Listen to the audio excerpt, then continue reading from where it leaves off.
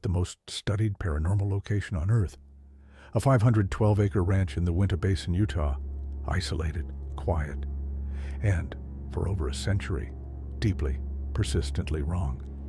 I'm Adam Mercer, and this is the Black Files, File 011, Skinwalker Ranch. Most people know the name. Most people think they know the story.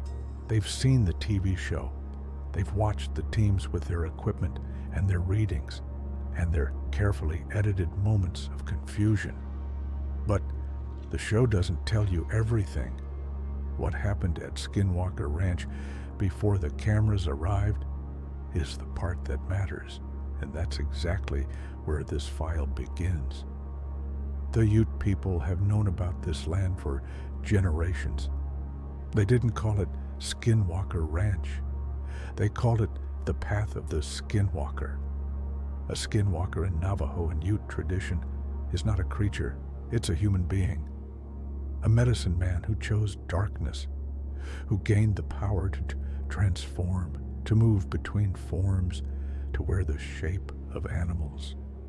They are considered the most dangerous and most feared beings in Native American belief. The Ute people refused to settle on this land. They warned others away from it.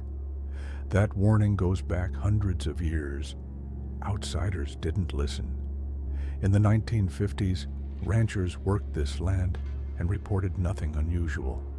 But by the 1970s, families in the Uinta Basin were reporting strange lights over the property, orbs, moving objects, cattle mutilations with no explanation, organs removed with what appeared to be surgical precision, no blood, no tracks, no signs of any predator. Then, in 1994, the Sherman family moved in. Terry and Gwen Sherman purchased the ranch, believing it was exactly what it looked like. Farmland, space, a place to build something. Within weeks, the phenomena began. Their cattle started dying in ways that made no biological sense. One bull was found with its organs removed and its body completely drained of blood. In a field with no footprints, no tire tracks, no evidence that anything had entered or exited the area. They saw lights, not distant lights, close, structured, moving with intelligence. Terry Sherman described a craft the size of a football field hovering silently over his property. He was not an excitable man.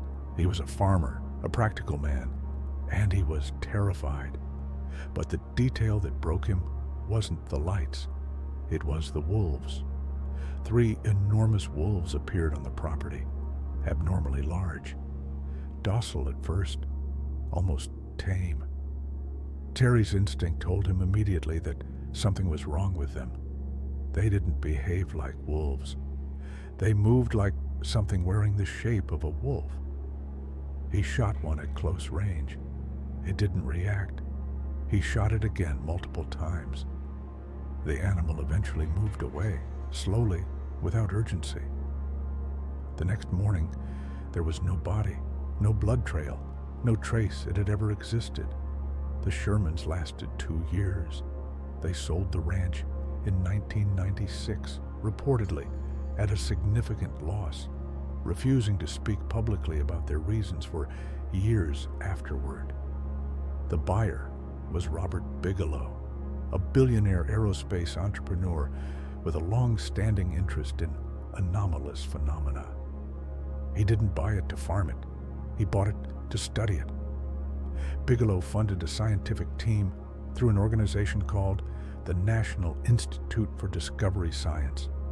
Physicists, biologists, psychologists. They moved onto the property and began documenting. Over the following years, they recorded hundreds of anomalous events. Poltergeist activity inside the ranch house, structured lights performing maneuvers that violated known physics, animals disappearing without explanation, crop formations, electromagnetic disturbances that broke equipment. One investigator described feeling physically hit by something invisible. He required medical attention. The trauma he described was not psychological. But here is the detail that doesn't appear in most reports. The phenomena followed them. Researchers who spent extended time on the property began reporting anomalous events in their own homes. Hundreds of miles away, objects moving, lights appearing, the sense of being watched. As though the ranch wasn't a location where strange things happened, but a source. Something that could attach itself to a person and travel with them. In 2016, the ranch was sold again, this time to Adamantium Real Estate, a company connected to Brandon Fugel, a Utah businessman. The History Channel followed, the show began, and suddenly, Skinwalker Ranch became mainstream. The current team continues to document, continues to measure. Equipment continues to malfunction. Phenomena continues to occur. The show presents it as an ongoing investigation. What the show doesn't address is the question that sits beneath all of it. Why this location? The Uinta Basin sits on a geological formation unlike almost anywhere else in North America. Ancient rock, fault lines that create unusual electromagnetic conditions. The Ute people mapped this land spiritually, long before science had the language to describe what was physically happening beneath the soil. Is the phenomenon geological, extraterrestrial, interdimensional, a convergence of all three? Adam Mercer doesn't deal in conclusions, but I'll tell you what I know. Every researcher who has spent serious time at Skinwalker Ranch walks away changed. Not frightened, not skeptical, changed. As though they encountered something that rearranged their understanding of what's possible. That's not the reaction of someone who saw a trick of the light. File 011, Skinwalker Ranch, open. The next file connects this location to another case I've already investigated. A road in Wisconsin. A creature that shouldn't exist. The signal is the same. Black files.